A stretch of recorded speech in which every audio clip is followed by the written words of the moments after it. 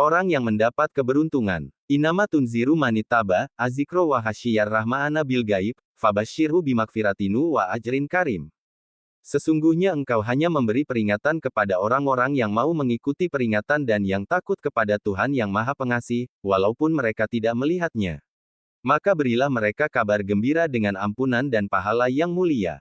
Untuk meneguhkan hati Nabi Muhammad atas penolakan kaum kafir Mekah, sesungguhnya engkau hanya memberi peringatan kepada orang-orang yang mau mengikuti peringatan, yakni peringatanmu hanya berguna bagi mereka yang mau mengikuti, yang percaya akan surga, dan yang takut berbuat durhaka kepada Tuhan yang Maha Pengasih karena mereka yakin Tuhan selalu mengawasi, walaupun mereka tidak melihatnya. Maka, berilah mereka kabar gembira dengan ampunan yang menghapus dosa-dosa mereka dan pahala yang mulia, yaitu surga. Pada ayat ini, Allah menjelaskan bahwa hanya orang yang dapat menerima petunjuk Nabi Muhammad yang takut mendengar ancaman Allah, yakni orang-orang yang beriman pada Al-Quran dan mau melaksanakan pedoman yang telah digariskannya. Mereka merasa sadar, gentar, dan ngeri bila mendengar ancaman dan siksaan Allah.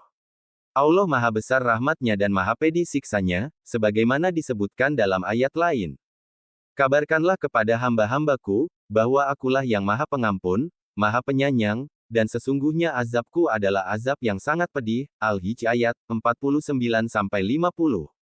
Allah memerintahkan Nabi Muhammad untuk memberi kabar gembira kepada orang-orang yang beriman bahwa mereka akan mendapat makfirah, ampunan, dan pahala yang mulia, yaitu nikmat yang abadi yang tidak dapat dilukiskan, tidak pernah terlihat oleh mata, terdengar oleh telinga, dan terlintas dalam hati. Ayat lain menyatakan, sesungguhnya orang-orang yang takut kepada Tuhannya yang tidak terlihat oleh mereka, mereka memperoleh ampunan dan pahala yang besar. Al-Mulk ayat 12. Maksud firman Allah, takut kepada Tuhan yang Maha Pengasih walaupun tidak melihatnya, ialah selalu melaksanakan perintah dan menjauhi larangannya di saat ada atau tidak orang yang mengetahui, atau ia bertakwa kepada Allah baik waktu ia sendirian maupun bersama orang lain. Orang-orang beriman dan berkepribadian seperti di ataslah yang diberi Allah kabar gembira melalui Nabi Muhammad. Kabar gembira itu adalah segala dosa yang pernah mereka kerjakan akan diampuni Allah dengan makfirahnya, dan mereka akan menikmati pahala yang mulia yakni surga yang luasnya seluas langit dan bumi, seperti yang dinyatakan oleh ayat.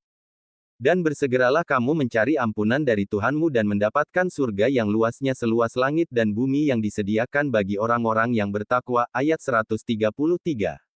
Sumber, kemenak.go.id. Ayat yang Anda kutip adalah dari Surah Yasin ayat 11.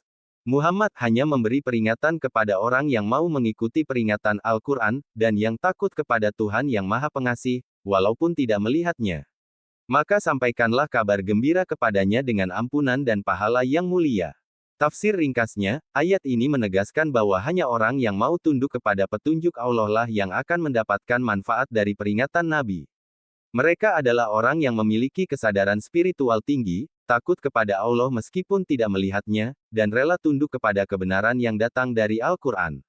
Bagi mereka inilah Allah menjanjikan makfirah, ampunan, dan ajrun karim, pahala yang mulia, yakni surga. Beberapa poin penting dari tafsir ini. Bukan semua orang akan menerima dakwah, hanya mereka yang hatinya terbuka dan siap menerima kebenaran.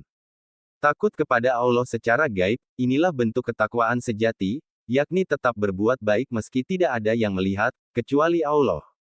Kabar gembira bagi orang-orang seperti itu, bukan hanya dijanjikan ampunan atas dosa, tapi juga ganjaran surga yang tak ternilai. Ayat ini sangat cocok sebagai pengingat akan pentingnya keimanan yang ikhlas, serta menegaskan bahwa dakwah Nabi bukanlah untuk memaksakan, tapi untuk menyampaikan. Yang menerima akan mendapatkan karunia besar dari Allah.